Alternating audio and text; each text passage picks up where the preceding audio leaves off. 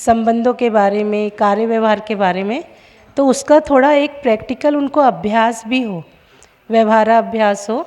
तो उसके लिए हम लोग ऐसे समारोह में, सम्मेलन में बच्चों को लेके जाते हैं, ताकि वो लोग सबके साथ कैसे रहना है। यदि बड़ी सभा है, वहाँ बुजुर्ग है तो उनके साथ कैसे रहना है, बच्चे हैं तो उनके साथ कैसे रहना है, भोजन व्यवस्था कैसे होती है, बाकी व्यवस्थाओं को कैसे, तो ये बच्चे अपने बड़ों को देख पाएँ कि वो लोग ये सब चीज़ कैसे कर रहे हैं। ये मेन मुख्य पर्पज़ रहता है ऐसे शिविर के साथ बच्चों का शिविर करने का। तो उसी का एक छोटा सा प्रयास हम यहाँ कर रहे हैं कि बच्चों का शिविर भी चलेगा और ये लोग साथ साथ में आप सबकी सेवा के लिए भी उपस्थित रहेंगे। तो जिनको भी लगेगा तो आप लोग आराम से इन बच्चों को बता सकते हैं कोई भी बात। जैसे बुजुर्ग हैं हमारे, कोई हमारी गर्भवती बहनें हैं, छोटे बच्चे वाले हैं, तो हमारे बच्चों के गले में आई कार्ड लगा हुआ है, तो आप लोग उनको, आप लोग भी सिखा के जाओ। मतलब ये कहने का मतलब है कि अभी वो पूरा सीखे नहीं हैं, लेकिन आप सब भी उनको सेवा सहयोग सिखाएं, ऐसी आप लोग से अपेक्षा है। तो मैं बस बच्चों को बुलाना चाहूँगी, और बच्चों को लेके आए हैं छोटी विद्यालय से बलवंत भैया जी और सुचित्रा बहन जी। तो एक बार बच्चों आप लोग आ जाओ। हम लोग बच्चों से बस, वैसे तो हर बच्चा बहुत कुछ अपने आप को व्यक्त कर सकता है, पर अभी अपन समय को ध्यान में रखते हुए बच्चों से एक दो अच्छे गीत सुन लेते हैं। आ जाओ बच्चों, आ जाओ बच्चों। बलवंत भैया जी, सुचित्रा बहन जी, चानी बेटा जी भी, आप लोग भी बस यहाँ आ जाइए, ताकि सबको आप लोग लेके आए हैं। आ जाओ बच्चों।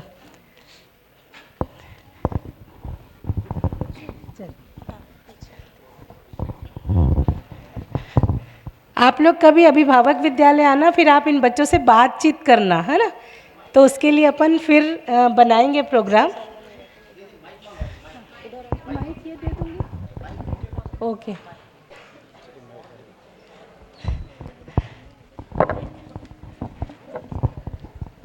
तो बच्चों आज अपन ऐसा करते हैं कि आप लोग अपने दो गीत सबको सुनाते हैं अपन, फिर बातचीत का अपन फिर कभी प्रोग्राम बनाएंगे, है ना। बढ़िया। तो माही बेटा जी आप ही इसको शुरू कर लीजिए, ठीक है बेटा। अपना एक जन पे साउंड मत। मेरे पास भी एक माइक है, ले सकते हैं कोई। तो सबसे पहले हम नमस्ते करेंगे। हाँ चलो। सभी को नमस्ते। तो अब हम एक गीत प्रस्तुत करने जा रहे हैं, मैं मानव हूँ, जिसे बिजनौर के प्रदीप पूरक जी ने लिखा है। तो सभी भाई जी बहन जी 1 2 3 स्टार्ट। मैं मानव हूँ, तुम मानव हो, मानव रूप में सब समान है, हर मानव को है जागृत होना, जागृत मानव में समाधान है। वर्षों से सुख हेतु मानव क्या क्या करता आया, वर्षों से सुख हेतु मानव क्या क्या करता आया, प्रिय हित और लाभ में ही बस सुख को ढूंढता आया, प्रिय हित और लाभ में ही बस सुख को ढूंढता आया। न्याय धर्म और सत्य है जिसमें, उस मानव में सुख विद्यमान है, हर मानव को है जागृत होना, जागृत मानव में समाधान है। मानव हूँ, तुम मानव हो, मानव रूप में सब समान है। न्याय को ढूंढा बाहर, परिवार में मिलता न्याय, न्याय को ढूंढा बाहर, परिवार में मिलता न्याय। व्यवहार में हो मानवता तो सबको मिलता न्याय, व्यवहार में हो मानवता तो सबको मिलता न्याय। न्याय से जीवन में शांति आए, परिवार ही इसका शुभ स्थान है, हर मानव को है जागृत होना, जागृत मानव में समाधान है। मैं मानव हूँ, तुम मानव हो, मानव रूप में सब समान हैं, सब समान हैं, सब समान हैं।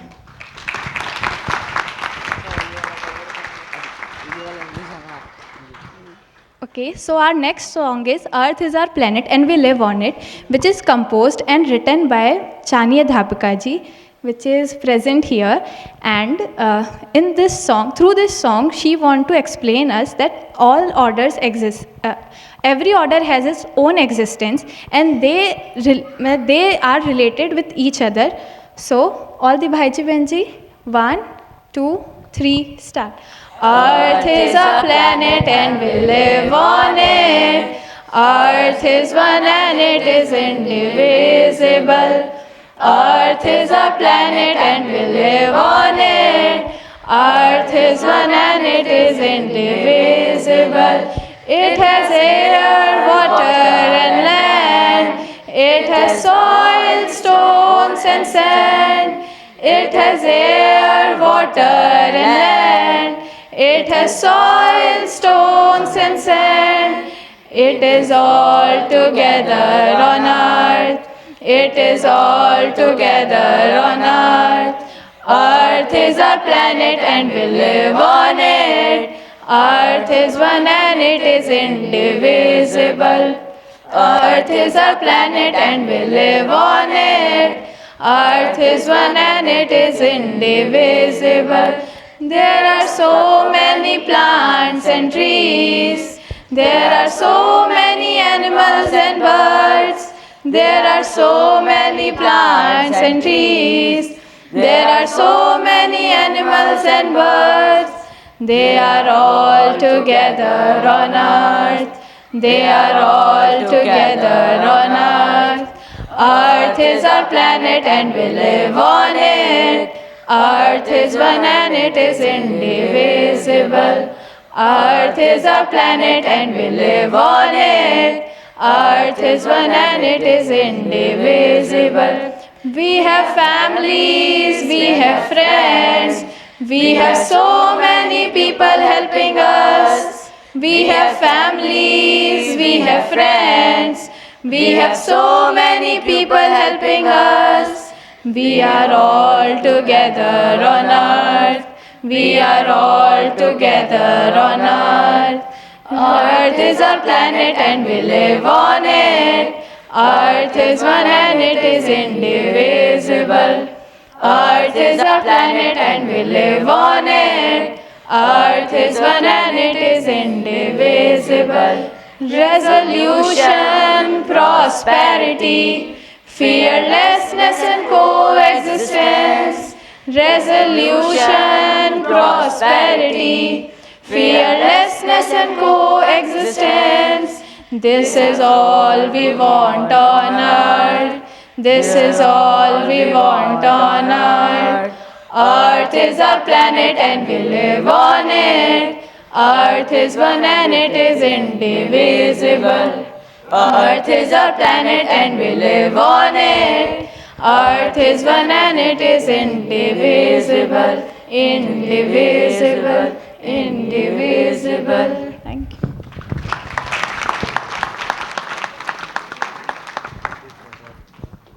सभी नमस्ते करेंगे. सभी को नमस्ते. नमस्ते. बहुत बढ़िया, बहुत प्यारे बच्चों. तो बस एक ये बच्चों का शिविर चल रहा है, तो लेकिन हम लास्ट दिन फिर आएंगे हमारे प्राइमरी प्री प्राइमरी के छोटे छोटे बच्चों को लेकर, और उस समय हमारी पूरी टीम है ना. अभी तो शिविर अभी शुरू ही हुआ है, तो उस समय हम अछोटी और रायपुर की विद्यालय टीम का एक परिचय आप लोग के सामने रखेंगे और जल्दी मिलेंगे लास्ट डे. तो चलते हैं अपन. अभी आप लोग अपना शिविर कंटिन्यू कीजिए, ठीक है. आ जाओ बच्चों.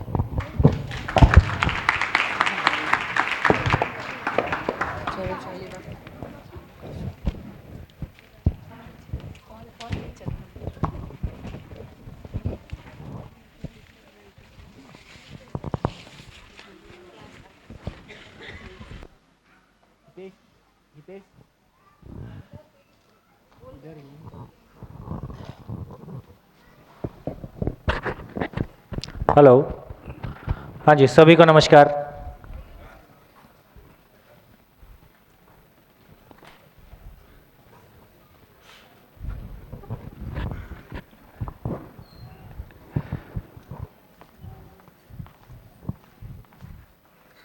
चलें? चलिए। तो लगभग कल दोपहर से लेके और एक सेशन ब्रेक के पहले हुआ था और 2 सेशन और आज लंच के पहले, तो एक लेवल की क्लैरिटी हमारी आई। इस पूरी चर्चा का आशय या इस पूरी चर्चा का कंक्लूजन इतना ही था कि इन 7 दिन में हम क्या करने वाले हैं। तो अभी क्या लगता है, 7 दिन में हम 6 दिन मान लीजिए, 6 दिन में हम क्या करने वाले हैं?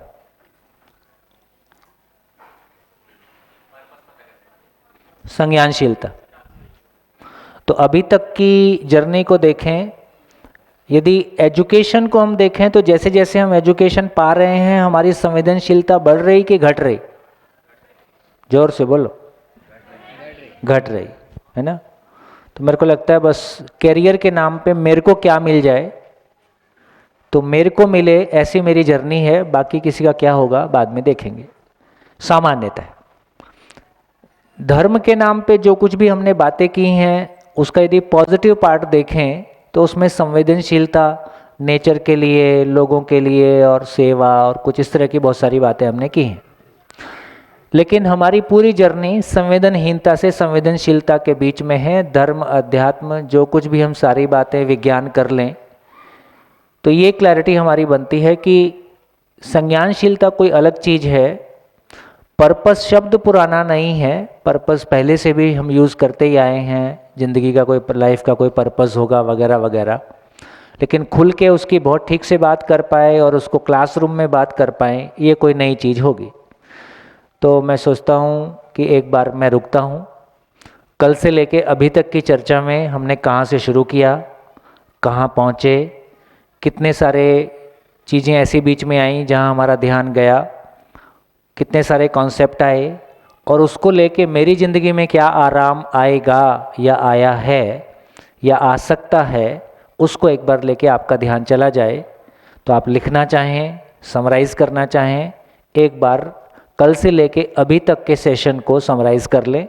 उसमें कोई चीज़ आपके ऐसे क्वेश्चंस होंगे जिनको आपको लगता है कि बिल्कुल पल्ले नहीं पड़ रहा है या ध्यान में नहीं आ रहा है, तो उसको भी देखेंगे। तो एक बार आप समराइज़ कर लें 5 मिनट। 5 मिनट में कल से अभी तक की जर्नी को समराइज़ कर लें। उसको लिखना चाहते हैं लिख लें। जो कुछ भी कॉन्सेप्ट सामने आया है उससे कहाँ आपकी ज़िंदगी में आराम पड़ने वाला है या पड़ रहा है, एक बार आपका ध्यान चला जाए। हाँ जी, 5 मिनट में, 5 मिनट आपके पास है।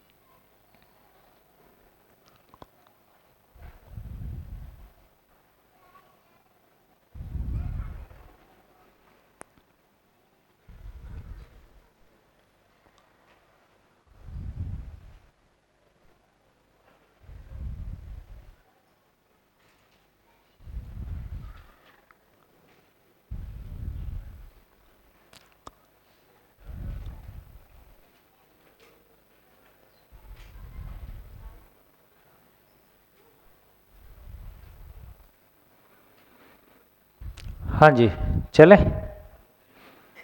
तो बताइए इन 1.5 दिन का सबसे बड़ा निष्कर्ष क्या निकला? इस 1.5 दिन में सबसे बड़ा निष्कर्ष क्या निकला? हाँ जी, माइक पीछे।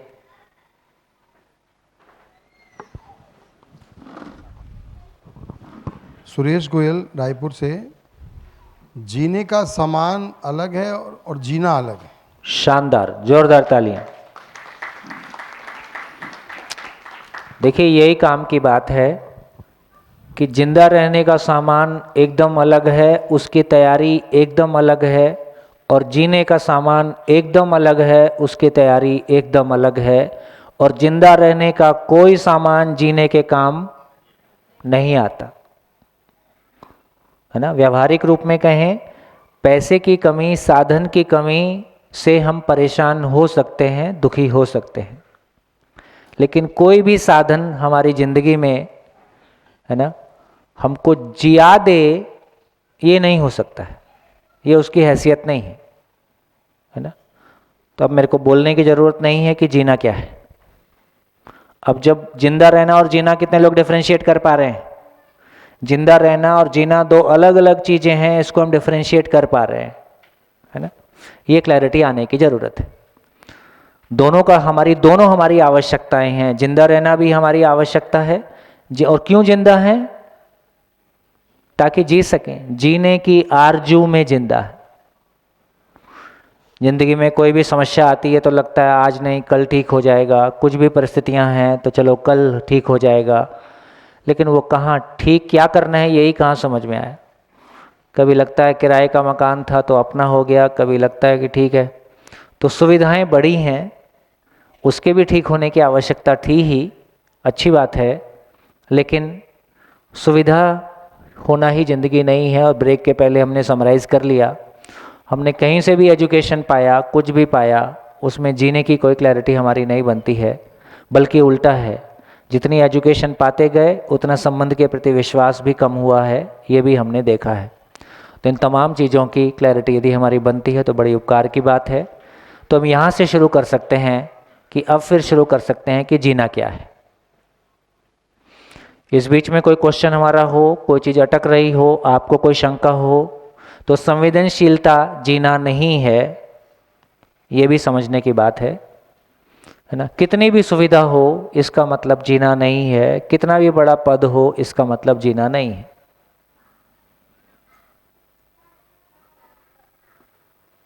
हाँ जी, माइक आगे, एक माइक आगे। तब तक माइक इनके पास आता है, मैं एक क्वेश्चन आपकी तरफ फेंक दूं।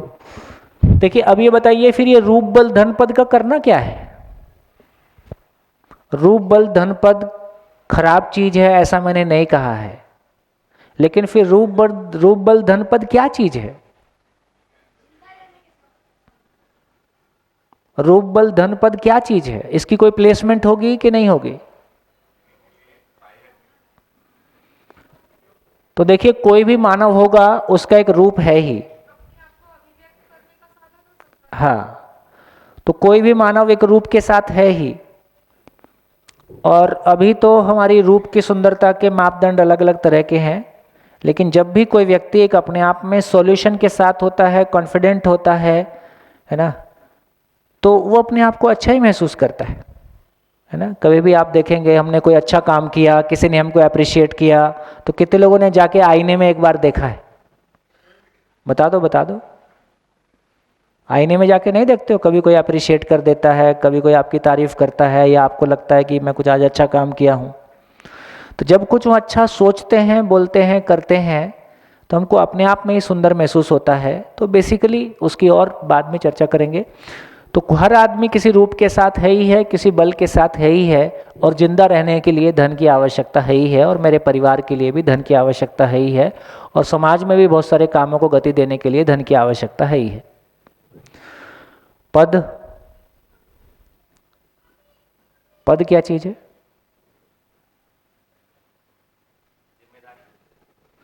तो बेसिकली अब ये क्लैरिटी बनती है कि मानव के पास 5 ऐश्वर्य हैं, 4 नहीं है, 5वां और है। यहीं प्लेस कर दें ताकि भविष्य में फिर जब चर्चा आएगी तो ये बात खुलती रहेगी।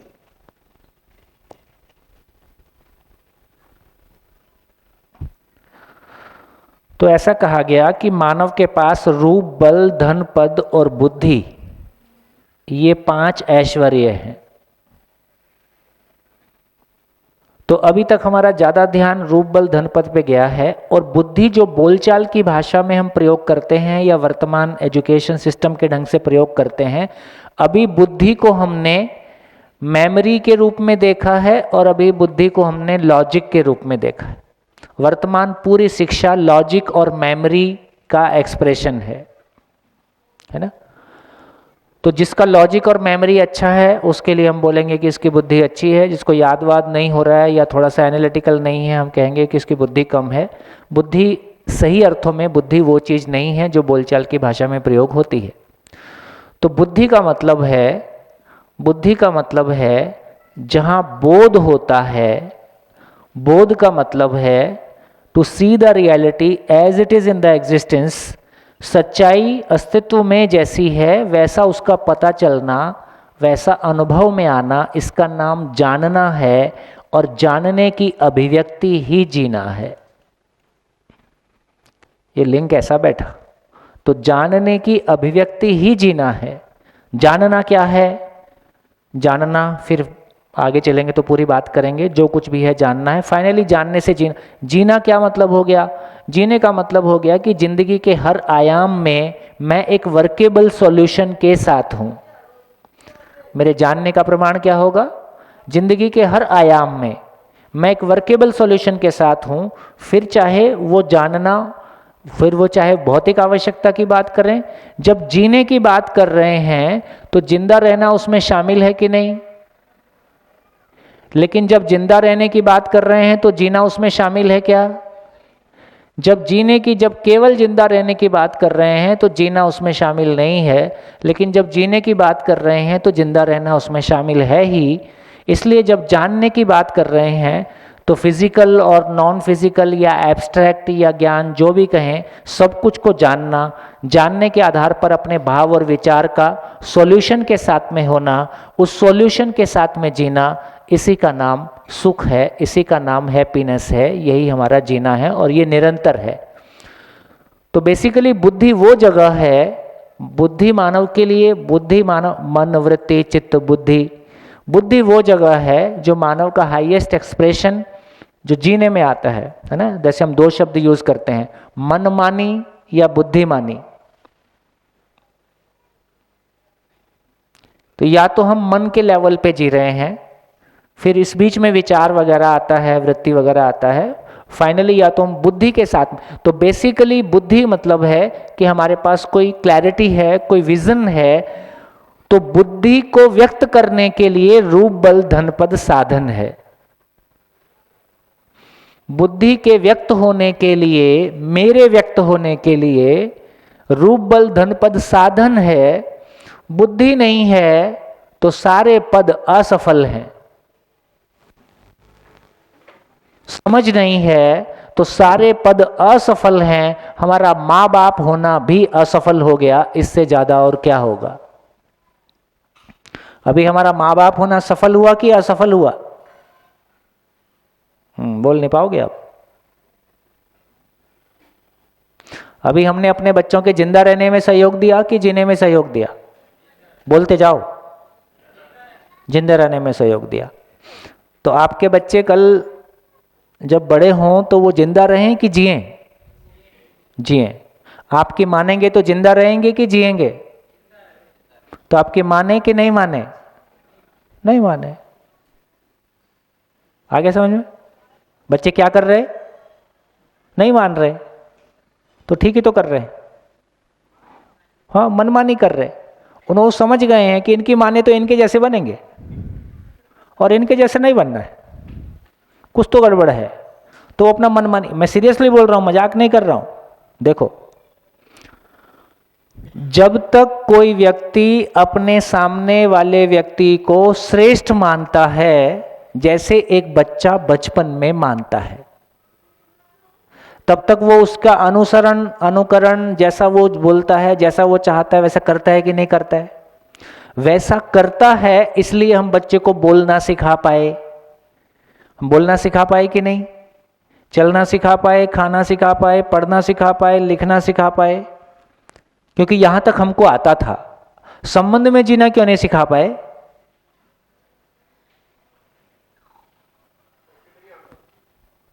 आप कहां थे? क्योंकि नहीं आता है। पूरे प्लेनेट पे संबंध में जीने की योग्यता अभी मानव जाति की नहीं है, इसलिए आप कुछ भी गलतियां कर लीजिए और कुछ भी साधना कर लीजिए, नहीं सिखा पाएंगे। जो चीज हमारे पास है ही नहीं वो हम अगली पीढ़ी को नहीं दे सकते। खाना आता था, हमने सिखा दिया। बोलना आता था, फैक्ट्री चलानी आती थी, बिजनेस चलाना आता था। जो हमको आता था वो हमने अगली पीढ़ी को सिखा दिया। और जो नहीं सिखा पाए, इसका मतलब वो हमारे पास नहीं था। तो यहां ये क्लैरिटी बनती है कि हम जिंदा हैं। कुछ लोग गरीबी में जिंदा हैं, कुछ लोग अमीरी में जिंदा हैं, कुछ लोग पद के साथ जिंदा हैं, कुछ लोग बिना पद के जिंदा हैं। हम जिंदा हैं, कुछ संवेदनहीनता के साथ जिंदा हैं, कुछ संवेदनशीलता के साथ जिंदा हैं। जीना मिसिंग है। और जीने की परिभाषा भी नहीं है। हम तो यही मान के जी रहे थे कि पैसा आ जाएगा तो जीना हो जाएगा।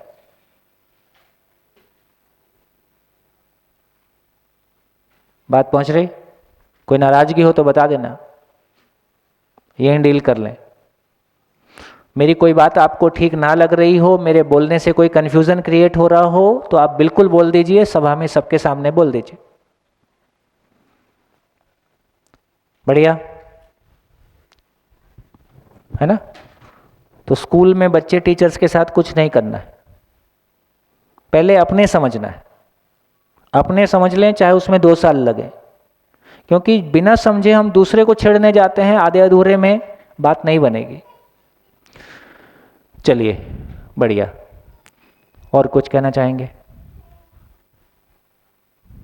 आप लोग तो बहुत उदास हो गए। ये लाइफ में प्रैक्टिकल होना। कहाँ हो आप? मैं इधर सर। हाँ। लाइफ में प्रैक्टिकल होना ही क्या संज्ञानशीलता है? प्रैक्टिकल लाइफ को प्रैक्टिकल होने का मतलब है कि मैं मेरे परिवार के साथ शिकायत मुक्त, अभाव मुक्त जीता हूं। ठीक? कभी दूसरे की चीजों को देख के मेरे भीतर कोई जलन नहीं होती है, कोई प्रभाव, नेगेटिव प्रभाव नहीं आता है। मेरा परिवार मेरी आवश्यकताओं को डिफाइन कर पाता है। मेरा परिवार आप संबंध में तृप्तिपूर्वक जीता है, और हर साल हजारों या कई सौ या कुछ परिवारों के समृद्धि, शिकायत मुक्त, अभाव मुक्त जीने में सहयोगी होता है। तो सही मायने में एक परिवार की उपलब्धि परिवार ही होगा। कितने परिवार हमने क्रिएट किए? तो एक मानव अपनी कितनी बड़ी उपयोगिता के साथ में जी सकता है, वो अपनी उपयोगिता का कितना विस्तार कर सकता है, धीरे धीरे हमको समझ में आएगा। अभी हम धर्म के नाम पे ये बोलते रहे हैं कि धर्म अफीम की गोली है, उससे आदमी अकर्मण्य हो जाता है, भाग्यवादी हो जाता है, कर्म कम करता है। लेकिन धीरे से यहाँ आपको समझ में आएगा। एक सज्जन मेरे से बोल भी रहे थे ब्रेक के दौरान। क्या बोल रहे थे? बोले ये सब समझने से तो आदमी चुप हो जाता है। और कोई सज्जन थे, है ना, अब तो मेरे सामने आएंगे तो मैं पहचान लूँगा, या आपको ध्यान हो तो बता दो। तो मैंने कहा था कि यहाँ ऐसा नहीं होता है, ये बिल्कुल कुछ अलग तरह की दुनिया है, यहाँ कुछ और होने वाला है। आपकी महत्वाकांक्षा घटने वाली नहीं है, और बड़ी होने वाली है। हम और बड़े सपने देखने वाले हैं, और सपने ही नहीं देखेंगे, उनको साकार भी करेंगे। फिर चाहे वो टेक्नोलॉजी का मामला है, चाहे वो समाज का मामला है, चाहे वो विश्व का मामला है। जी, बढ़िया। और कुछ? कोई कंफ्यूजन नहीं ना? आपकी उदासी से मैं थोड़ा सा रुक रहा हूं। कोई कंफ्यूजन है तो बोलो।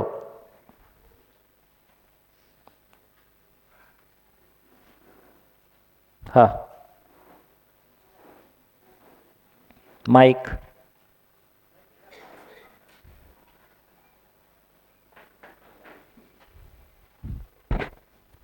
अभी ये क्लियर नहीं हो रही थोड़ी सी, ये जो बोध और जानना, अगर मतलब बुद्धि है, इसका मतलब ये हम हमेशा जानते, किसी चीज़ को जान जाएंगे, ज़रूरी तो नहीं। हाँ, देखो अभी थोड़ा सा प्री मैच्योर है इस पे बात करना, लेकिन ये समझ में आ गया कि देखो वो गाना नहीं था, ओ दुनिया बनाने वाले काहे को दुनिया बनाई, काहे बनाए ये माटी के पुतले। तो ये दुनिया किसने बनाई, ये आम आदमी का क्वेश्चन है कि बहुत फिलॉसफिक क्वेश्चन है। आम आदमी ये क्वेश्चन पूछ रहा है, और इससे बड़ा क्वेश्चन ना साइंस के पास है, ना धर्म और अध्यात्म के पास है, और ये आज तक अनसॉल्व्ड है। कोई क्लैरिटी, हमारी गहरी क्लैरिटी इस पे हमारी नहीं है। तो इसका मतलब ये हुआ, ये बुद्धि की जगह है। मैं कहाँ से टपक गया, ये इतनी नेचर इतनी व्यवस्थित कैसे है। कल किसी ने यहाँ से किसी ने क्वेश्चन पूछा था कि ये सभी लोग सुखी होना चाहते हैं, ऐसा कैसे हो गया। सोचने की बात है ना। एक आदमी टुंड्रा पे पैदा हो रहा है, वो भी सुखी होना चाहता है, और हम छोटी छोटी बातें आपके सामने कर रहे हैं। मैं बोलूंगा कि हम समस्याओं से दुखी होते हैं कि नहीं होते हैं, हम समस्याओं से दुखी होते हैं कि नहीं होते, होते हैं। हाथ उठाओ, मैं देखो, कभी भी हाथ उठवा लो इनसे। अरे समस्याओं से दुखी होते हैं कि समाधान का ना होना दुख है।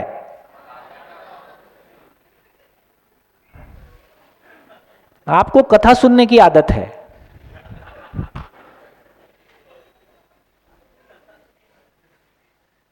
आपसे जो मर्जी जब मर्जी हाथ उठवा लेता हूं मैं। इसका मतलब ये नहीं कि नहीं उठाना, क्योंकि आगे जब मैं हाथ उठवाऊंगा तो आपको डर लगेगा, उठाऊं कि नहीं उठाऊं। लेकिन आपके हाथ ना उठाने से आपका भ्रम दूर हो जाएगा, ऐसा नहीं है। तो अब ये समझ में आया कि कोई भी मानव समस्या से दुखी होता ही नहीं है। समस्या जैसी कोई चीज नेचर में है ही नहीं। तो बेसिकली आपके पास सॉल्यूशन है, तो वो आपके लिए अपॉर्चुनिटी है। तो समस्या से हम दुखी नहीं होते, समाधान का ना होना हमारी पीड़ा है। इतनी सी बात होने से कितना फर्क पड़ता है,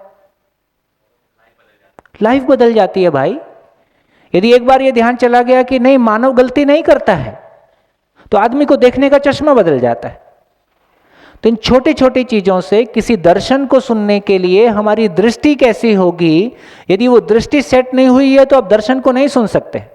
तो पिछले 1.5 दिन में मैंने केवल दृष्टि को सेट करने की कोशिश की है कि जिस चीज को आपके सामने प्रस्तुत करने की कोशिश की जा रही है या की जाएगी, उसको सुनने का तरीका कैसा होगा। बढ़िया। और कुछ? 2 जवान लोग आओ फटाफट। 2 जवान लोग, हाँ तुम ही आओ। बोर्ड सब साफ, लास्ट के 2 कॉलम छोड़ के। कपड़ा ये ले लो, है नहीं, ये तो यार मेरा है, एक ही है, फाड़ के 2 कर दो। अच्छा दे रहे हैं, दूसरा दे रहे हैं।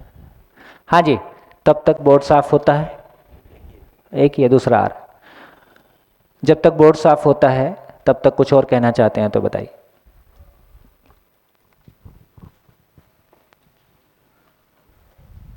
निष्कर्ष पच रहा है कि जिंदा रहना जीना नहीं है, और संवेदनशीलता भी जीना नहीं है। बहुत गहरी कंडीशनिंग है, हमने अभी तक संवेदनशीलता को जीना माना है।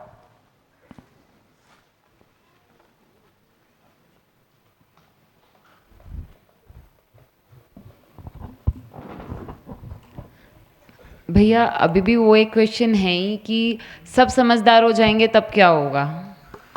अभी तो 6 दिन हाथ में है ना जी भैया। पहले समझदारी क्या चीज होती है वो सामने आ जाए। जी। कुछ कुछ चीजें कहते हैं, लेकिन देखो मैं ये कह रहा हूं कि ये चित्त वो चीज है जिसके पास इतनी पुरानी कंडीशनिंग है कि मैं जितना कुछ कह रहा होता हूं उसमें बीच में आपको सोचने लगते हो, या आपकी कंडीशनिंग से वो मैच ही नहीं करता है, तो आपको वो कभी वो प्रैक्टिकल नहीं लगता है, तो स्वीकार ही नहीं होता है। तो पहला शिविर बहुत सारे लोगों का इसमें गुजर जाता है कि बात मेरे काम की है कि नहीं, मेरे लिए प्रैक्टिसेबल है कि नहीं, है ना, जज करने में निकल जाता है। गलत नहीं है, प्रोसेस ही ऐसा है। जब सेकंड शिविर में आदमी बैठता है तो बहुत एकदम लिसनिंग के साथ बैठता है, क्योंकि अब उसने तय कर लिया है कि अब सुनना है, अब मेरी चीज है। तो अभी एक बार के लेवल पे ये जज करते रहते हैं कि चीज मेरी है कि नहीं, मेरे काम की है कि नहीं, और इस तरह की भाषा में हमको जिंदगी सुनने की आदत नहीं है। तो थोड़ा सा कंटेंट भी नया है, टर्मिनोलॉजी भी कई बार ऐसी होती है जो हमारी रेगुलर ज़िंदगी से कभी मैच नहीं करती है, तो उसको भी थोड़ा सा बिठाने में एक समय लगता है। तो एक बार देखते हैं, एक बार फिर समझदारी किसको बोल रहे हैं, है ना, तो धीरे धीरे उसको सामने आने देते हैं, जहाँ जहाँ होगा बात करते रहेंगे। हाँ जी, माइक, हाँ जी, बोलिए बोलिए, आपके पास माइक भैया इधर माइक दीजिए पीछे एक। हाँ, मेरा नाम कोणार्क है, रायपुर से ही हूँ मैं। अल्टीमेट लॉ है, अल्टीमेट गोल है सुखी होना, निरंतर। सुख क्या है? हाँ, उधर ही चल रहे, इसलिए बोर्ड साफ कराए। हाँ जी सर, जैसे वो दीदी ने पूछा था कि हर अवस्था मतलब मानव में व्यवस्था नहीं है, बाकी हर इकाई अपनी व्यवस्था से और नियम से चलती है, तो इसको आने में तो बहुत टाइम लगा, पूरा प्रकटन हुआ हजारों साल से, लेकिन इस नेचर ने अपने नियम और व्यवस्था को कैसे पहचाना? देखो, ये भी एक सोचने की बात है ना। इतने फंडामेंटल क्वेश्चन है जिसका उत्तर आपको दुनिया में कहीं भी ढूंढोगे। ये नियम बन कैसे गया? जैसे हम बोलते हैं ग्रेविटेशन का लॉ, कहाँ से आ गया भाई? बोले 2 मास में होता है। 2 मास में कहाँ से आ गया? किसी भी साइंस में जो कुछ भी कहा जा रहा है उसके नीचे में 3 क्वेश्चन डाल दो, ब्लास्ट हो जाएगा, क्योंकि फंडामेंटल हमारा मिसिंग है। हम साइंस में यहाँ से शुरू करते हैं कि इलेक्ट्रॉन प्रोटॉन रहते हैं, घूमते रहते हैं, और आगे की कहानी शुरू हो जाती है। इलेक्ट्रॉन प्रोटॉन को घूमने के लिए ऊर्जा कहाँ से आ रही है, इसकी कोई स्पष्ट हमारे पास फिलॉसफी, इस आधार हमारे पास नहीं है। तो ऐसी बहुत सारी चीजें आपको मिलेंगी। ये पूरी नेचर में कैसे तय हो गया कि इसमें जाम भी आएगा, नींबू भी आएगा, अमरूद भी आएगा, और ये दलहन तिलहन फर्नीचर, ये तमाम चीजें मानव के आने के पहले इसका टेम्परेचर इतना कैसे सेट होगा कि इसमें मानव का शरीर सरवाइव कर पाए, है ना। तो जब पूरी कायनात को आप देखने जाओगे तो वो जितनी व्यवस्थित है, जितनी ऑर्गेनाइज्ड है, ये पूरा एग्जिस्टेंस जितना ऑर्गेनाइज्ड है, आखिर इसको कौन? बोले ईश्वर ने बनाया। बोले फिर ईश्वर ने बनाया तो उसको किसने बनाया? हमारे पास आंसर्स नहीं है। बच्चों को अब बच्चे पूछ रहे, दिल्ली के एक शिविर में एक मदर ने अपनी प्रॉब्लम रखी कि मेरा बच्चे से जब भी मेरा बच्चा ना मेरे को बोलने नहीं देता है दिन भर। उसने क्या कहानी तुमने शुरू की थी, बच्चा बड़ा हो गया, माँ ने ज्ञान देना शुरू किया, बेटा ये किसने बनाया? ये भगवान जी ने बनाया। अब कुछ भी बोलो, माँ दिन भर यही ज्ञान देती है। अब एक दिन बच्चे ने पूछ दिया, मम्मा भगवान को किसने बनाया? अब मम्मी के पास आंसर नहीं है। अब बच्चा समझ गया कि यहां मामला खाली है। अब बच्चा दिन भर पूछता है, मम्मा इसको किसने बनाया? वो कहलवाना, अब तुम बोलो भगवान ने बनाया।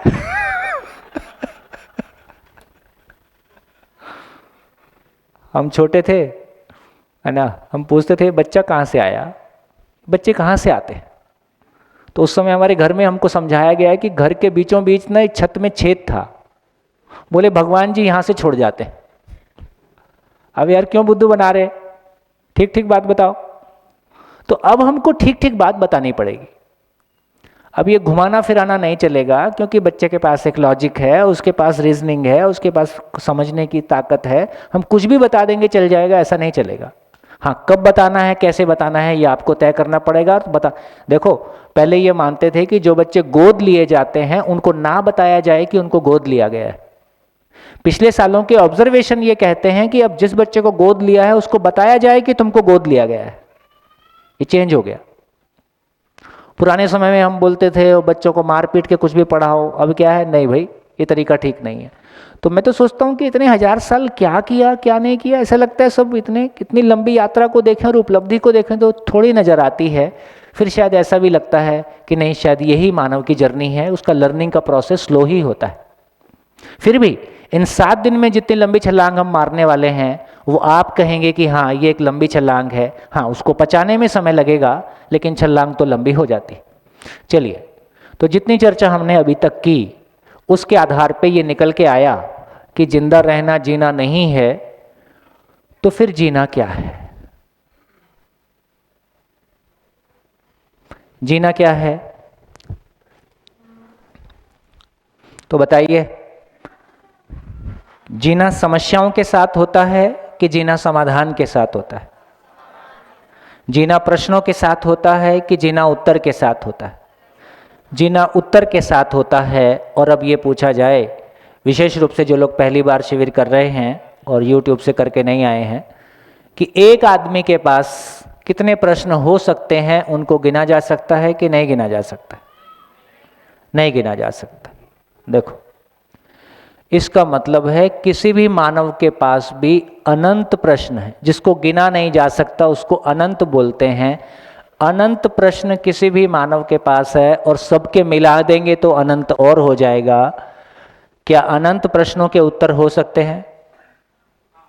अच्छा, कुछ भी लॉजिकल तो बात करो। अरे जो जिसकी गिनती नहीं हो सकती उसका आंसर क्या करोगे? जिसको गिना ही नहीं जा सकता है तो उसके उत्तर भी कैसे हो सकते हैं? हो ही नहीं सकता। तुरंत मामला बाहर निकल गया।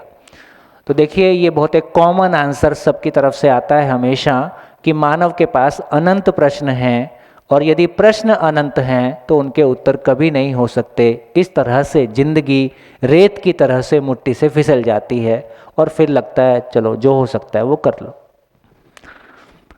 अब मैं आपके सामने, अब इस पूरे शिविर का करने का तरीका क्या होगा?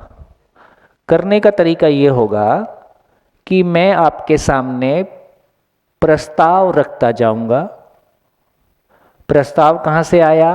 प्रस्ताव मध्यस्थ दर्शन से आया, जिसको बोलचाल की भाषा में जीवन विद्या बोल रहे हैं। एक अनुसंधान हुआ जिसके माध्यम से अस्तित्व जैसा है वैसा उसको देख पाए। तो जो भी कुछ प्रस्ताव आपको दिया जा रहा है उसको आप माने, ऐसी आपसे अपेक्षा नहीं है। आप माने ऐसा नहीं कहा जा रहा है, क्योंकि मानने से हमारा भला नहीं होता, जानने से हमारा भला होगा। हम चीज़ों को जानना चाहते हैं क्योंकि जानने की अभिव्यक्ति ही जीना है और हम जीना चाहते हैं। तो जानने का तरीका, उसके 3 तरीके हैं। मानव के पास बहुत पावरफुल टूल है कि वो चीज़ों को स्वनिरीक्षण पूर्वक पहचान सकता है। स्वनिरीक्षण मतलब स्वयं में, जैसे मैं कहूँ कि मानव विश्वास से, आप विश्वास से जीना चाहते हो, विश्वास की निरंतरता चाहते हो, तो आप कहोगे सभी चाहते हैं, जबकि आपने सबसे पूछा नहीं है। तो बहुत सारी चीज़ें हम सेल्फ में ही, अपने में ही सीधा सीधा ऑब्जर्वेशन देते हैं, तो हमको पता चलता है कि ये सभी मानव में ऐसा ही होता है। तो स्वनिरीक्षण पूर्वक हम चीज़ों को, सच्चाइयों को पहचान सकते हैं। हम चीज़ों का परीक्षण कर सकते हैं। परीक्षण का मतलब है जिनके साथ हम जीते हैं उनके लिए कैसे काम करता है। हम सर्वेक्षण कर सकते हैं सभी के लिए सच्चाई कैसे काम करती है। तो यहाँ पता चलता है कि जो समझ है वो यूनिवर्सल है। समझ सार्वभौम मीन्स यूनिवर्सल, समझ सार्वभौम होती है। और यहाँ ये भी कहा जा रहा है, यदि वो समझ का मतलब कोई नियम को ही हम समझते हैं तो वो नियम के लिए क्या बोला? इसका मतलब ही है कि वो यूनिवर्सल है। यदि कोई चीज़ यूनिवर्सल है तो वो लॉजिकल होगी ही। लॉजिकल है, लॉजिकल है तो अंडरस्टैंडेबल है। अंडरस्टैंडेबल है इसका मतलब लिवेबल है। लिवेबल है इसका मतलब सभी के लिए लिवेबल होगा। हेंस क्या हो गया? मतलब जो लैब में हम प्रूव करते हैं ना कि बार बार लैब में सेम रिजल्ट आता है, तो हम ये कहते हैं कि हेंस प्रूव्ड, है ना। तो यदि सारे लोगों को, यदि जीने में सेम रिजल्ट आ जाता है कि हम जीने में सफल हो गए, इसका मतलब है तो ज्ञान की प्रयोगशाला, ज्ञान को समझने वाला मानव है और उसकी प्रयोगशाला परिवार है। परिवार दुनिया की सबसे महत्वपूर्ण जगह है। अभी तक हमने इस परिवार पे काम नहीं किया, तमाम बाकी दुनिया को व्यवस्थित करने की कोशिश की है। आप देख लीजिए हमारे तमाम प्रयासों के बावजूद दुनिया अव्यवस्था की ओर जा रही है। तो अब हमारे को यह स्वीकार होता है कि पूरी दुनिया अंततः परिवारों का समूह है। और अब हम तो यहां पहुंच गए कि हमने इस परिवार को नहीं संभाल पाए, इस परिवार को नहीं समझ पाए, तो हम लगभग परिवार विहीन समाज की ओर आगे बढ़ रहे हैं। मैंने कहा कि 2018 का डाटा अमेरिका का, कि 40% बच्चे विदाउट मैरिज पैदा हो रहे हैं, क्योंकि हम इस परिवार की इंपॉर्टेंस को नहीं समझे। तो इसका मतलब है ऐसे हम एक एक प्रपोजल करते जाएंगे और इसको आगे बढ़ते जाएंगे। तो universal, logical, understandable, livable, replicable है, हाँ वेरीफाइबल, मैं कह रहा था यार कुछ छूट रहा है, थैंक यू, हैंस वेरीफाइबल।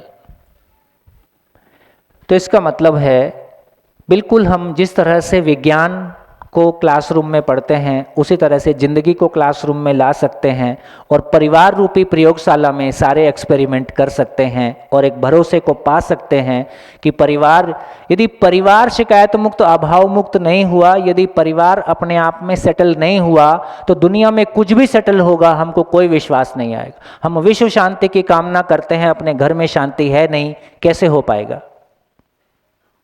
हम वसुधैव कुटुंबकम की बात करते हैं, अपना कुटुंब टूट रहा है, कैसे भरोसा होगा? कौन भरोसा करेगा हमारे ऊपर, है ना, कि हम किसी बड़ी ज्ञान के, बड़े धरोहर के मालिक।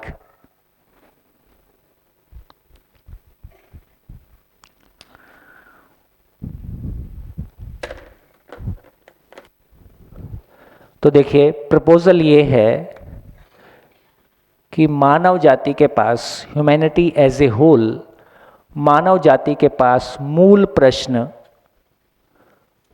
प्रश्न केवल 2 हैं। क्यों जीना है और कैसे जीना है।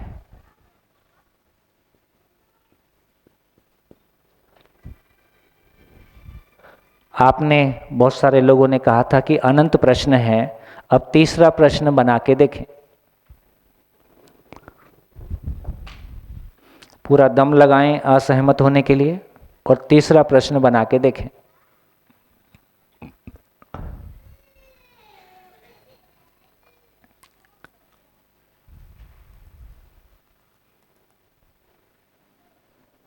बोलिए।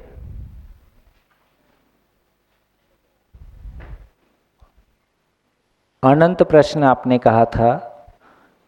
ये दर्शन कहता है कि मानव जाति के पास मूल प्रश्न 2 ही हैं, तो आप तीसरा क्वेश्चन बना के देखें।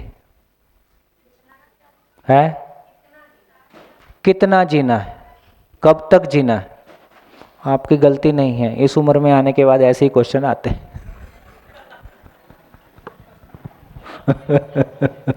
ये संसार क्या है और भगवान क्या है? ये संसार क्या है और भगवान क्या है। अब ये भी सोचें कि आखिर मैं ये सब क्यों समझना चाहता हूं। ऐसा बोले तो क्या आंसर होगा? जीने के लिए।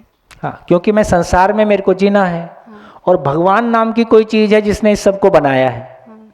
बोले ना ये भगवान ये सब बनाता, ना ये सब जन्म होता, ना ये शिविर लेना पड़ता, ना ये सास बहू के झगड़े होते, ना ये संसार के, सारा प्रॉब्लम भगवान का क्रिएट किया हुआ है। हाँ, ये कितना ठीक लग रहा है। तो अंततः मैं भगवान की बात करूं कि संसार की बात करूं, मैं जीना चाहता हूं और मेरे जीने में जिन जिन लोगों का इंटरफेरेंस है, जो जो कार्य कर सकते हैं, मैं उन सबको समझना चाहता हूं। उसमें से भगवान भी एक है। हाँ जी, जीना क्या है? जीना क्या है तो बेसिकली जीना क्या है का मतलब है क्यों और कैसे लगने से हमको जीने की क्लैरिटी आ जाती है। भाई एक बात कहें कि हम जिंदा तो हैं, मानव के रूप में हम सब जिंदा हैं और मरना भी चाहते नहीं हैं, और जैसा जी रहे हैं उसमें मजा भी नहीं आ रहा है। तो सवाल तभी खड़ा होता है, इसलिए पहले भी कहा कि मानव समीक्षा विधि से आगे बढ़ता है। समीक्षा मतलब मैं कोई पॉइंट पे अधूरेपन को पहचान लेता हूं, इससे जिंदगी नहीं चलेगी, मैं ये पहचान लेता हूं। मैंने ऐसा 24 साल में पहचाना। 24 साल की एज में, हालांकि तब मेरी शादी नहीं, 22 साल की 23 प्लस माइनस में पहचाना, तब मेरी शादी नहीं हुई थी। मैं एक जॉब कर रहा था, कोई परेशानी नहीं थी। शादी भी हो गई तो भी शादी से कोई परेशानी नहीं थी। जॉब भी ठीक है, दिल्ली में घर बार भी है, मेरे को परेशानी कोई चीज़ से नहीं है। यहाँ ऐसे मेरे मित्र बैठे हैं जिनके बहुत अच्छे व्यापार हैं, वो बहुत अच्छे इंसान हैं, है ना, लेकिन मुझे मज़ा कुछ नहीं आ रहा है इसमें, सब ठीक है। तो ऐसा नहीं बोल रहे कि भाई बीवी खराब है या बच्चा खराब है या जॉब खराब है या रिलेशन खराब हो गए हैं, ऐसे भी लोग मिलेंगे, इसी सभा में मौजूद हैं। वो शेयर स्वेच्छा से शेयर करें तो बहुत अच्छी बात है, मैं कहूँ तो ठीक नहीं है, लेकिन ऐसे भी लोग मिलेंगे जिनको लगता है कि मेरे बिजनेस में कोई कमी नहीं है, मेरी फैमिली में कोई कमी नहीं है, जितना पैसा चाहते हैं उससे ज़्यादा पैसा आ रहा है, सम्मान में कोई कमी नहीं है, फिर भी मज़ा तो नहीं आ रहा है, ये सब में कोई मज़ा नहीं आ रहा है। आप मिले हो ऐसे लोगों को? आप मिले हो ऐसे लोगों को? है? हाँ, इसका मतलब मनस्थिति खराब है। देखो ये ज्ञान टपका। अरे ये मनस्थिति खराब के लक्षण नहीं है, ये मनस्थिति सही होने के लक्षण है। ये देखो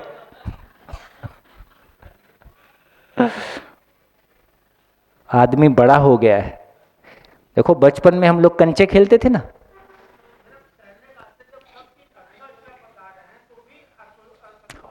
असंतोष इन चीजों से नहीं है, ये जो चीजें हैं सब ठीक हैं, लेकिन इससे भी मन नहीं भरता है। इसका मतलब है कि आदमी, माइक ले लीजिए, कुछ चाहिए उनको। हाँ, ये सब छोटे लगने लगते हैं। जैसे आज आप यहाँ लोग शिविर करने आए और आप सबको 10-10 कंचे दिए जाएं, लो भाई आप लोग कंचे खेलो, ताश दे दिए जाएं, ताश खेल लो, कितनी देर खेलोगे?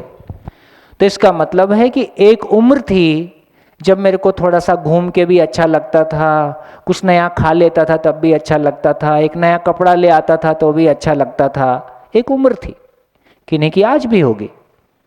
लेकिन एक कोई पॉइंट आता है, ठीक है भाई कपड़े ठीक ठाक रहे हैं, इसमें कोई प्रॉब्लम नहीं है, लेकिन अच्छे कपड़े पहन लेने का नाम जिंदगी नहीं है। जिंदगी मांगे मोर।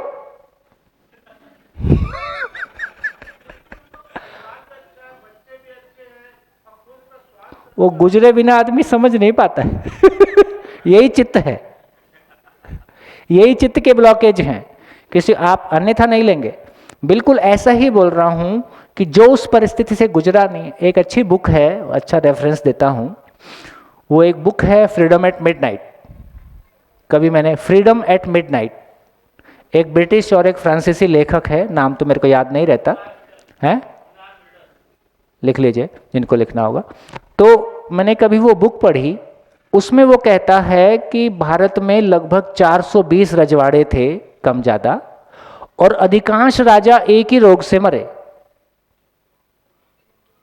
वो एड्स नहीं था। क्या रोग था? क्या रोग था? बोरियत। बोरियत। देखो किसी को लगता है कि पैसा आने से सुखी हो जाऊंगा, तो कम से कम उसके पास दौड़ने के लिए कार्यक्रम है, और रात दिन दौड़ता है कैसे टर्नओवर बढ़े, तो और ज़्यादा और ज़्यादा और ज़्यादा और ज़्यादा।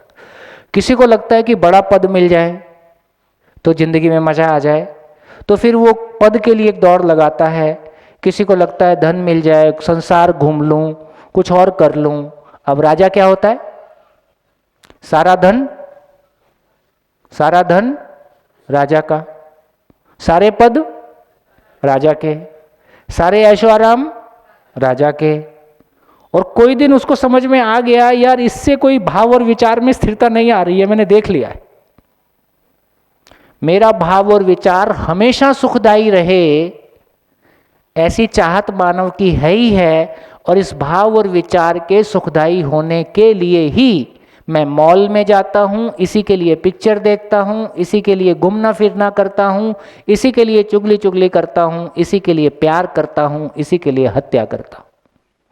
आदमी कुछ भी करता है वो अपनी स्थिति के अनुसार, अपनी मनस्थिति के अनुसार, जिसको उसने सुख माना है, जिसको उसने सुख माना है, उसकी मानसिकता के अनुसार, उसकी चेतना के अनुसार, उसको पाने के लिए वो सब कुछ करता है।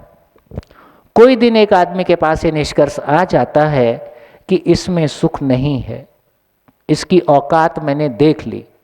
मैंने ये 24 साल में देखी। 24 साल में मेरी बढ़िया जॉब थी, मेरी बढ़िया बीवी, बढ़िया एक बच्चा, मकान दुकान अपना सब कुछ, कोई झंझट नहीं।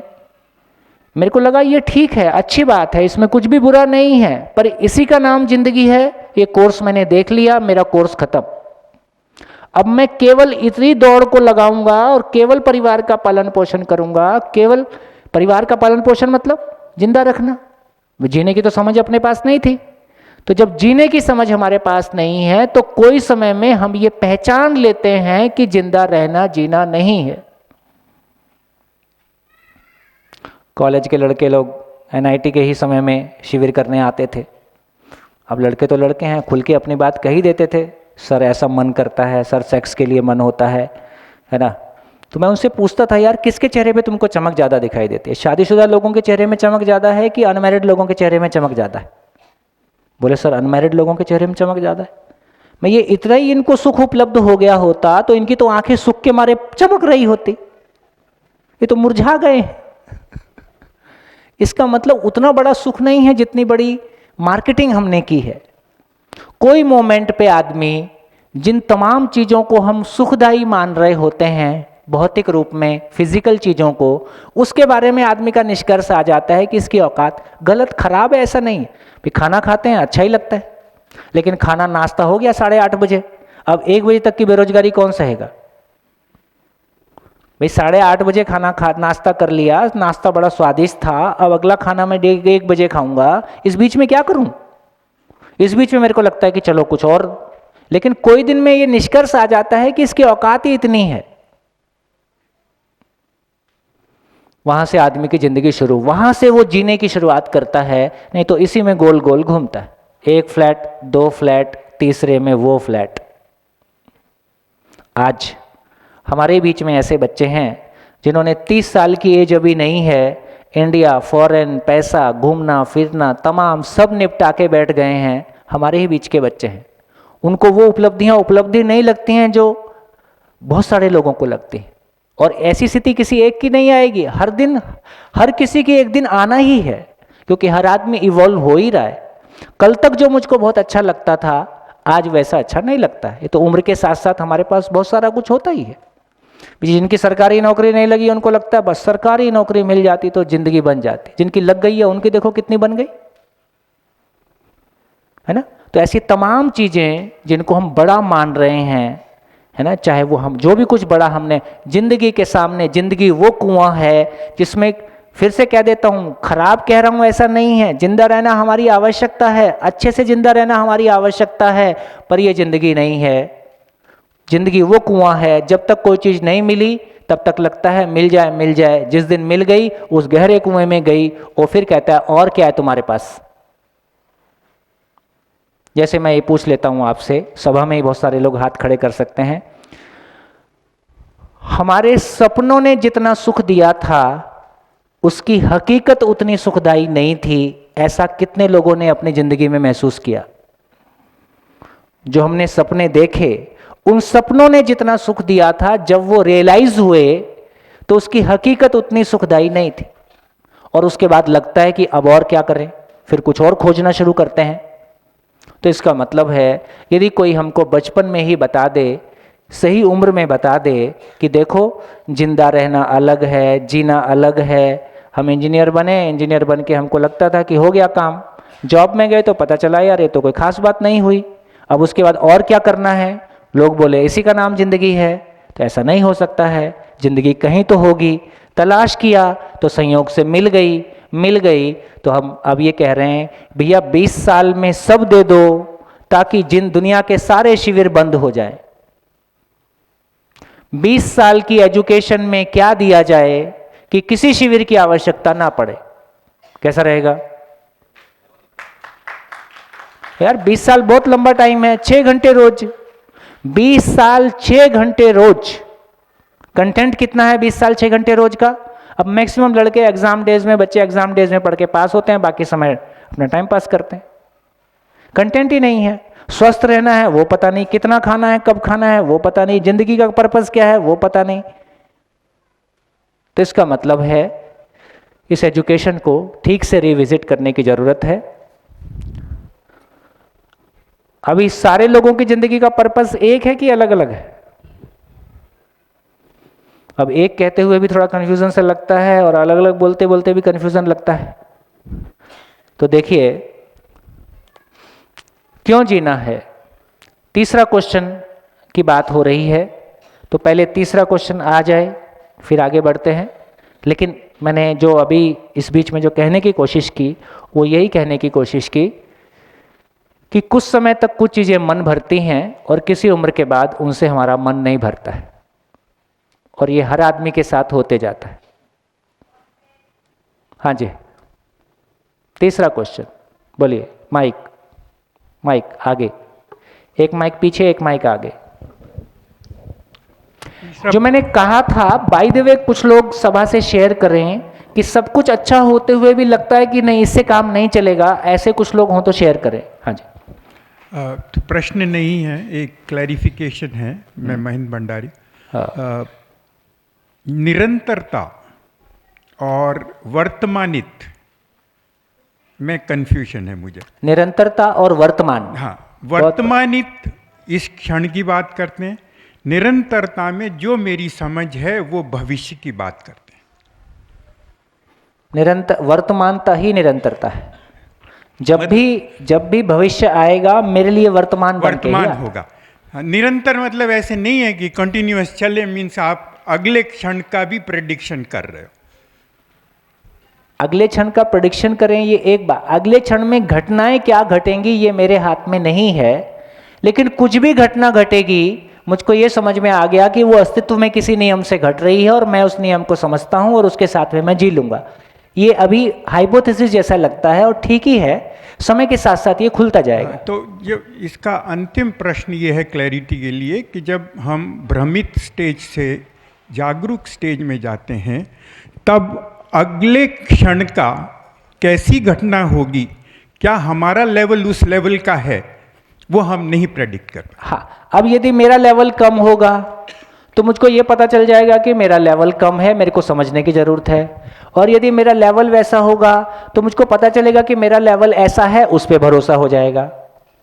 सिंपल है ना। मैंने एग्जाम की तैयारी किया, जितनी मैंने तैयारी की थी उसके हिसाब से मैं परफॉर्म कर पाया तो मुझको लगा मेरी तैयारी ठीक थी, और मैं परफॉर्म नहीं कर पाया तो लगता है तैयारी में कमी थी तो और तैयारी कर लेता हूँ। इतना ही काम है, और काम भी क्या है, बाकी खाना पीना। जी हाँ जी। हाँ जी, मेरा नाम पायल अग्रवाल है, मैं रायपुर से ही हूँ। मेरा क्वेश्चन ये है कि अभी तक हम जीवन जीना जो चाहते हैं उसके लिए अभी एक मोटिवेशन है कि खुश रहना है, इसलिए हम जीवन जीना चाहते हैं। लेकिन जब हम खुश हो जाएंगे, जैसा हम लास्ट गोल हमारा है खुश होना, फिर उसके बाद क्या? अगर सिर्फ मैं ही नहीं, मेरे आसपास जितने लोग हैं, जैसा हम चाह रहे हैं कि प्लेनेट पे सभी, मतलब पूरी दुनिया में सभी लोग खुश हो जाएं, बट सब खुश हो गए तो जैसा अभी तक सुनते आए हैं कि होता है कि दुख होने से ही खुशी का एहसास होता है। पर अगर हम सभी खुश हैं तो फिर मोटिवेशन क्या रहेगा लाइफ का? जी देखो, अभी जिसको हमने सुख दुख माना है उस कंडीशनिंग से ऐसा ही क्वेश्चन, ऐसा ही एक्सप्रेशन निकल के आता है। अब मैं आपको दूसरा एग्जांपल देता हूं। आप प्रमोद भाई के साथ 10 साल बड़ा विश्वास पूर्वक जी रहे हो। क्या आपको ऐसा लगा कि 10 साल हो गया विश्वास के साथ जीते हुए, अब मैं विश्वास से बोर हो गई हूं, तुम थोड़ा सा धोखा दे दो?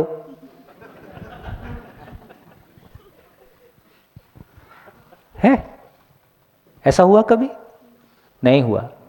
बल्कि क्या है, हम ऐसे किसी अविश्वास की कल्पना से भी डर जाते हैं कि ऐसा हमारी जिंदगी में कभी ना हो। तो हम अपनी जिंदगी में क्या चाहते हैं? संबंध में विश्वास और विश्वास की निरंतरता चाहते हैं कि बीच बीच में धोखा चाहते हैं? क्या विश्वास से कभी बोर होते हैं? क्या विश्वास से कभी बोर होते हैं? नहीं, कभी बोर नहीं होते हैं। हमारे बच्चे हमको कैसा देखना चाहते हैं? कि हम संबंध में विश्वास के साथ जी रहे हैं कि रोज झगड़ा कर रहे हैं। किसी का भी पति पत्नी का आपस में झगड़ा होता रहे, इस बीच में पड़ोसी आ जाए तो क्या करते हैं? चिल्ला चिल्ला के उसको बताने लगते हैं कि आंखों आंख पहुंच पहुंच के चेहरे पे मुस्कान लाके आइए आइए बोलते। उसको पता नहीं चले कि हमारा झगड़ा हुआ था। ऐसा हम क्यों चाहते हैं? क्योंकि किसी उम्र के बाद हमको लगता ही है कि हम सम्मानजनक लोग हैं और हमारी कमजोरी किसी को पता चले, हमारा झगड़ा किसी को पता चले, ये सम्मानजनक नहीं है। तो तो हम हमेशा चाहते हैं कि हमारे बच्चे कभी भी हमको ऊंची आवाज में झगड़ा करते हुए नहीं देखें, और कभी ऐसी बात हो भी जाती है तो हम कहते हैं देखो देखो बच्चे सामने हैं, ऐसी बात मत करो। तो इसका मतलब ये हुआ, हम अपने पड़ोसी के सामने कैसा दिखना चाहते हैं, हम अपने बच्चे के सामने कैसा दिखना चाहते हैं, अपनी खुद की नज़रों में कैसे रहना चाहते हैं। इसका मतलब है सही विश्वास और विश्वास की निरंतरता ही मेरा जीना है। और मुझ में विश्वास की निरंतरता आ जाएगी तो अभी हमारी स्थिति कैसी है, विश्वास की निरंतरता होती है कि बीच बीच में हिलते डुलते हैं। जब जब हिलते डुलते हैं तब तक लगता है कि हाँ for the sake of change ठीक है, ये मजा आ गया। ऐसा सोचते हैं कि नहीं, हमको खराब लगता है और ये हिलना डुलना ठीक नहीं है, हिलना डुलना ठीक नहीं है। इसका मतलब है कि मैं मुझ में विश्वास की निरंतरता चाहता हूं, मेरे बारे और मेरे संबंधों के बारे। ये ठीक हो गया। और मैं उस निरंतरता को पा गया हूं तो मेरा स्टेट ऑफ माइंड कैसा होगा, कैसा लगेगा।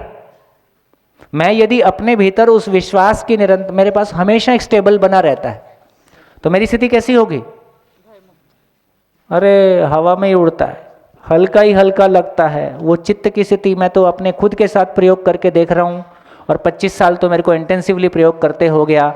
चित्त का हल्कापन क्या चीज़ होती है और भारीपन क्या चीज़ होती है, तो मैंने भारीपन भी देखा है और हल्कापन भी देखा है। उसमें कितना आराम मिलता है और कितना सुखद लगता है और कितना हल्कापन लगता है, कितना सबके लिए प्यार आता है और आदमी कितना उपयोगी हो जाता है। तो यदि आप ऐसे हो गए तो क्या होगा, आपको अच्छा लगेगा कि खराब लगेगा, हमेशा अच्छा लगेगा। और आप ये दूसरों के साथ मल्टीप्लाई कर सकते हो, अपनी फैमिली के साथ और अब लोगों के साथ। फिर लोगों के साथ आपका रिलेशन, आपका भाव लोगों के प्रति कैसा होगा और उनका भाव आपके प्रति कैसा होगा, और ये सुख सागर फैलेगा कि नहीं फैलेगा। सही अर्थों में मेरे को लगता है कि यहाँ एक बहुत इंपॉर्टेंट बात कर सकते हैं। देखो, सही अर्थों में किसी भी परिवार में पैदा होने वाले बच्चों के लिए सबसे बड़ी गिफ्ट हमारे पास क्या है। किसी परिवार में पैदा होने वाले बच्चों के लिए उस परिवार जो उस बच्चे को दे सके, वो सबसे बड़ी गिफ्ट क्या है।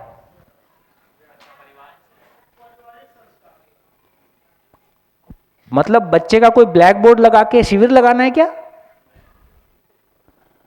श्रेष्ठ आचरण के साथ जीते हुए माँ बाप और पूरा परिवार।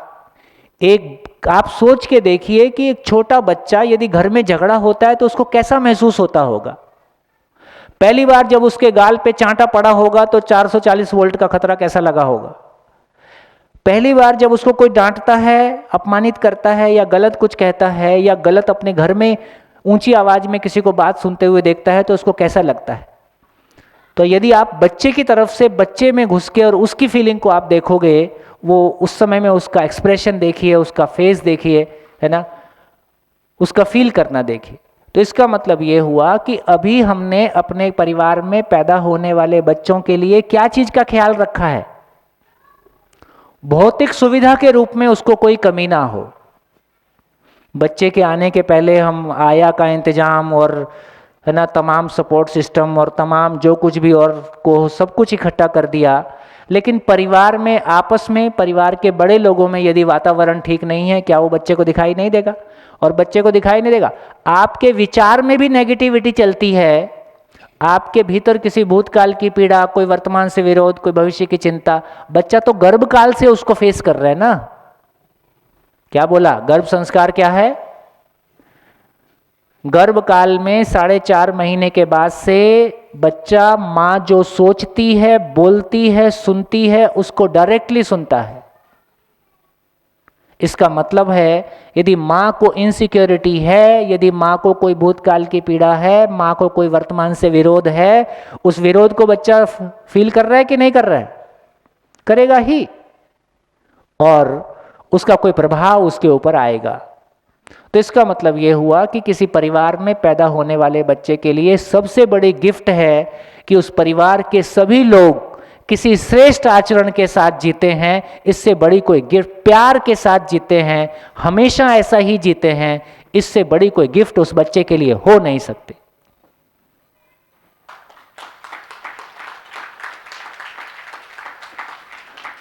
तो इसका मतलब क्या हो गया, हम परिवार के सभी लोग प्यार से जी रहे, अब लगा यार 6 महीना हो गया कोई झगड़ा ही नहीं हुआ है। ऐसा होता है? नहीं होता। तो वो प्रॉब्लम नहीं आएगी जो आप सोच रहे हैं। ये प्रॉब्लम कहां से आती है उसको किसी पॉइंट पे समझेंगे। अभी हमारे लिए सुख क्या है? अभी हमारा सुख ऐसा है, अभी हमारा सुख ऐसा है, सुख दुख साथ साथ है? दुख के बिना सुख का पता नहीं चलता। सुख ही सुख हो गया तो बोर हो जाएंगे, संतुष्ट हो गए तो विकास रुक जाएगा। पूरा सॉफ्टवेयर ही करप्ट है, पायरेटेड और करप्ट। विकास रुक जाएगा, ऐसी तमाम हमारी मान्यताएं हैं जो कि बेसिकली कहां से आ रही हैं उसको भी समझेंगे। और यदि सुख दुख साथ साथ है तो सुख की निरंतरता हो सकती है? नहीं हो सकती है। चाहते क्या हैं? सुख की निरंतरता। मानते क्या हैं? सुख दुख साथ साथ है। किसका कॉन्ट्राडिक्शन है? मानते हैं कि सुख दुख साथ साथ हैं, चाहते हैं कि मैं निरंतर सुखी होना चाहता हूं। और बहुत सारे लोगों को तो भरोसा भी नहीं होता है कि ऐसा हो भी सकता है, अभी सभा की हालत में भी ऐसी होगी। ये संभव ही नहीं है। संभव है कि नहीं है? चाहते हो कि नहीं? चाहता तो हूं। तो सुनो फंस तो गए। देखो, शिविर में जब तक आप ना आओ तब तक आपकी मनमानी चल सकती है। अब हॉल में अंदर आ गए फिर तो वही चलेगा जो बोर्ड पे होता। बोलिए तीसरा क्वेश्चन। तीसरा क्वेश्चन अनंत कहा था आपने। तीसरा क्वेश्चन।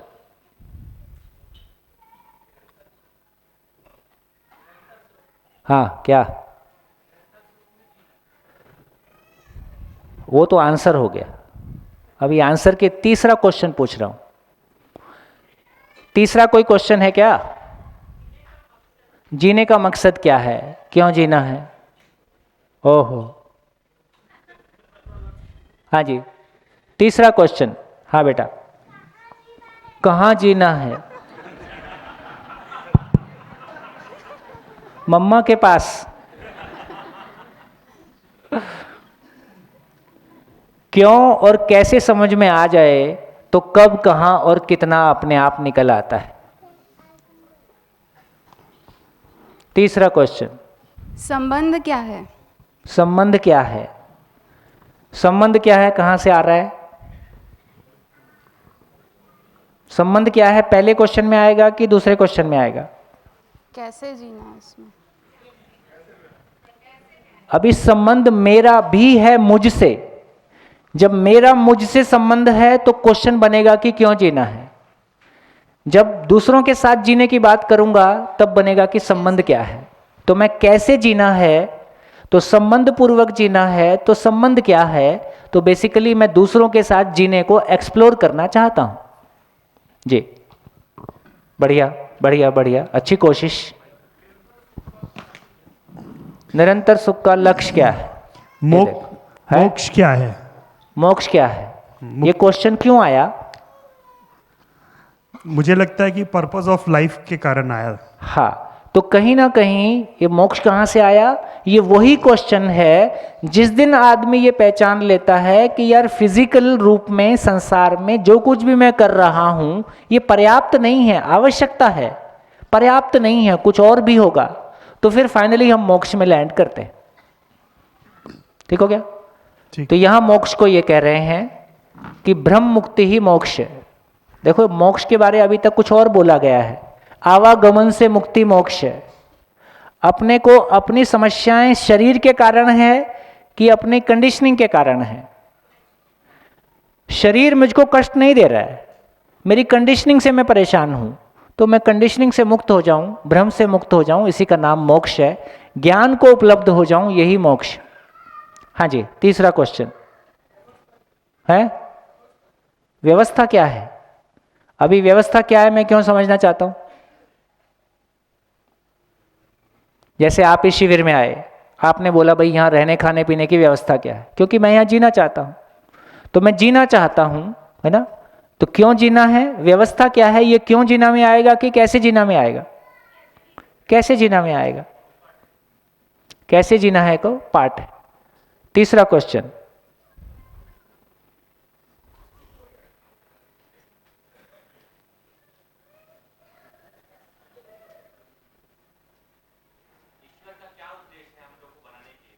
ईश्वर ने हम सबको क्यों बनाया है, क्यों हम लोग जी रहे,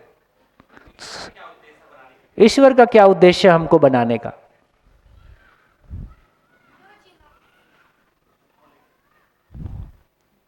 इसके पहले ये मान्यता के साथ आप बोल रहे हैं कि ईश्वर ने हमको बनाया, अब पहले बनाया है कि नहीं बनाया वो तो तय हो जाए। तो पहले देखते हैं किसने बनाया, तब उसको पकड़ेंगे। नहीं, मर सकते हैं आप। आजकल मरने के आसान तरीके पे किताब आती है,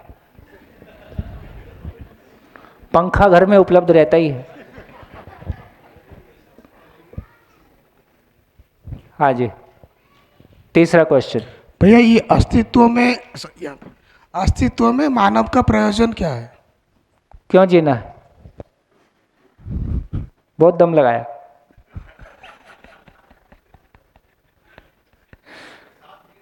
किसके साथ जीना है, उम्र के साथ ठीक ही क्वेश्चन आ रहे हैं।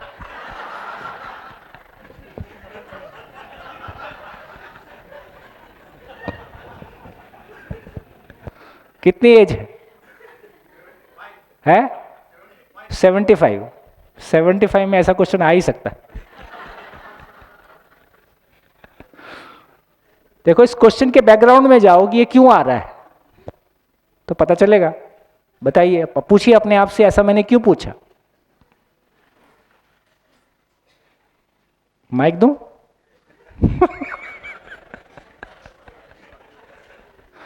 नहीं बोल रहे। हाँ जी, तीसरा क्वेश्चन। माइक।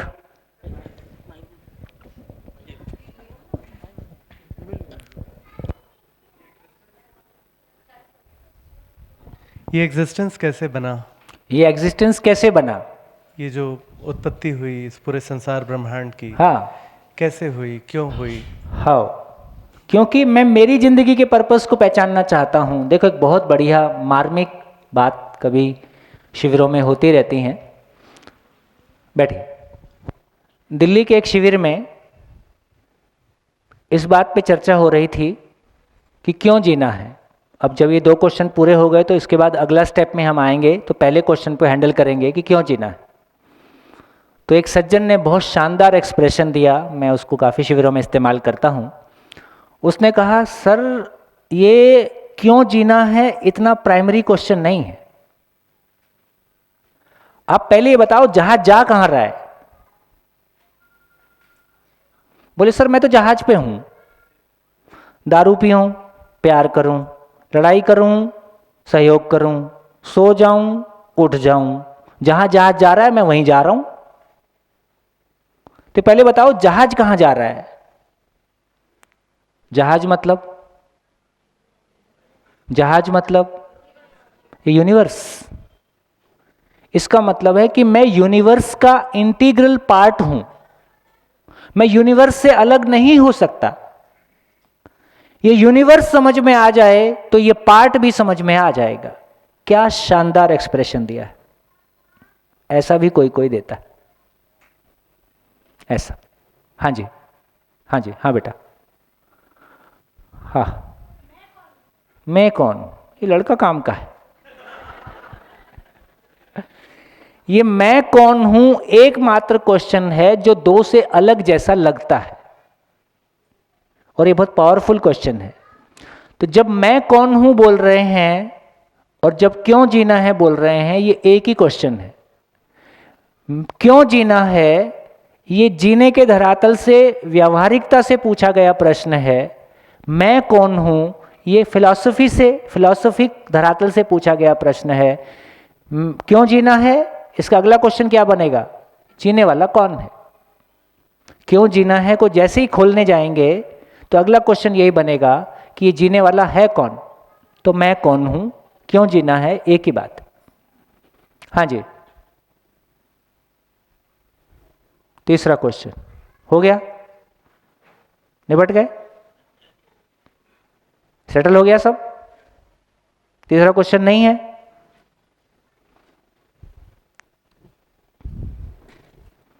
तो देखिए अब काम आसान है, 2 ही प्रश्न और 80 साल, इतना ही सिलेबस है बस।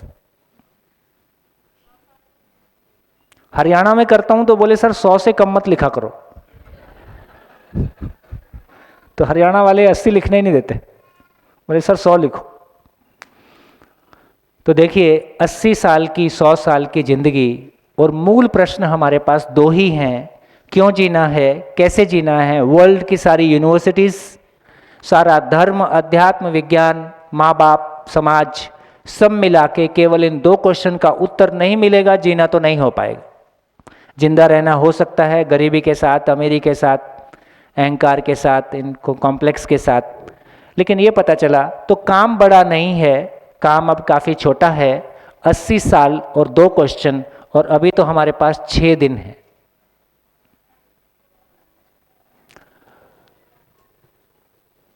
तो चलिए अब काफ़ी चीज़ें परिभाषित हो रही हैं, डिफाइन हो रही हैं, जैसे माँ बाप और टीचर की परिभाषा क्या होगी? माँ बाप और टीचर की परिभाषा क्या होगी?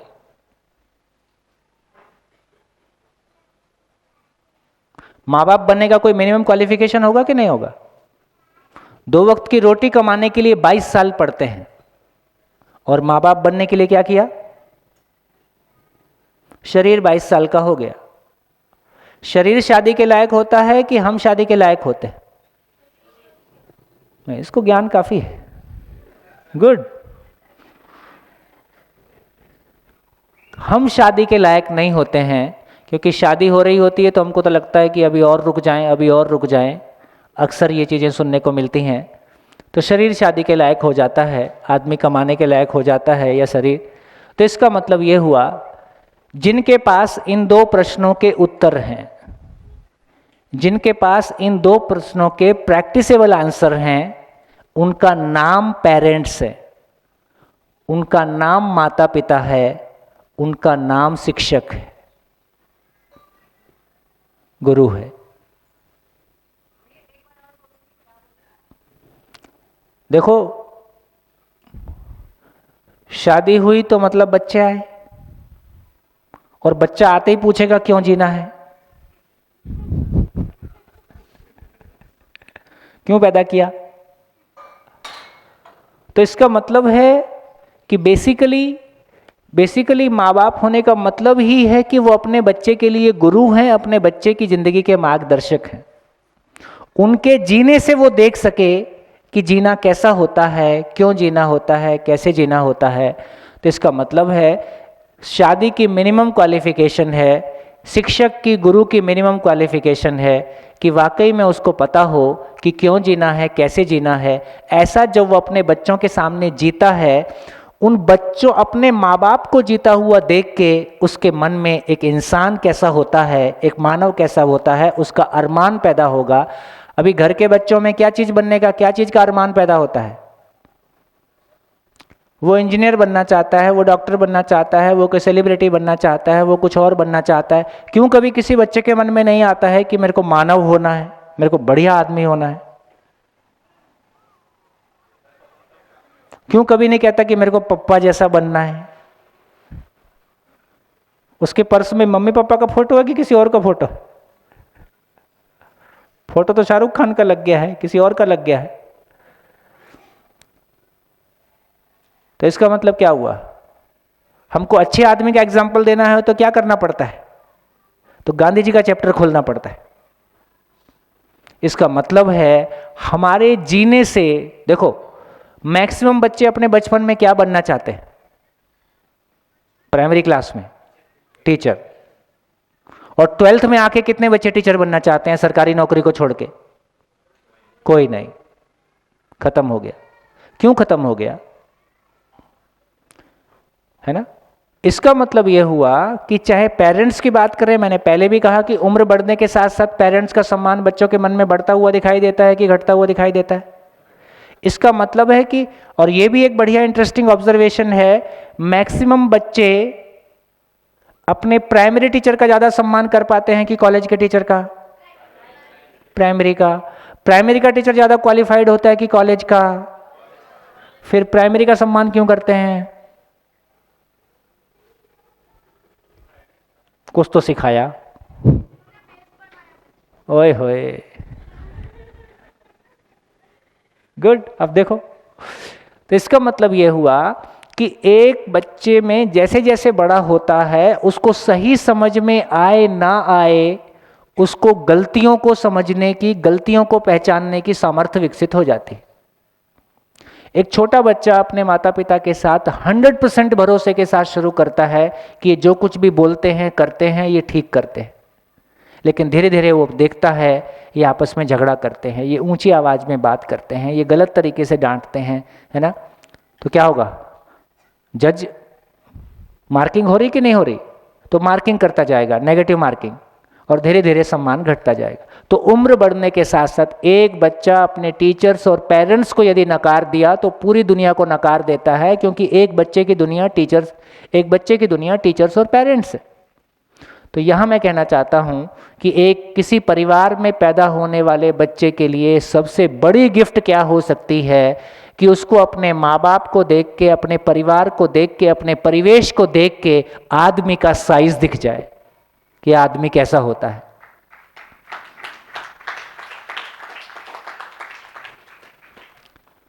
अपने बीच में आदमी का साइज दिख गया, फिर जिंदा रहने के लिए हम इंजीनियर बनेंगे कि डॉक्टर बनेंगे कि, है ना, जिंदा रहने की दुनिया के तरीके अलग बहुत सारे हो सकते हैं। जैसे बात चली है तो एक बार फिर से पूछ लूं, जिंदा रहने का डिजाइन विश्व के सभी परिवारों का एक होगा कि अलग अलग होगा?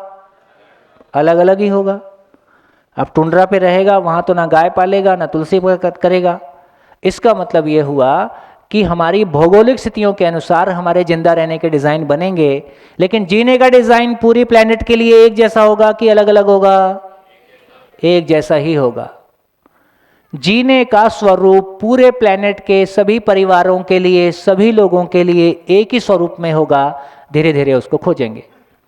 खैर, तो यहाँ ये पता चला, यहाँ माता पिता और शिक्षक और गुरु का क्वालिफिकेशन पता चला कि हम कह रहे हैं कि उसको पता हो कि क्यों जीना है, कैसे जीना है।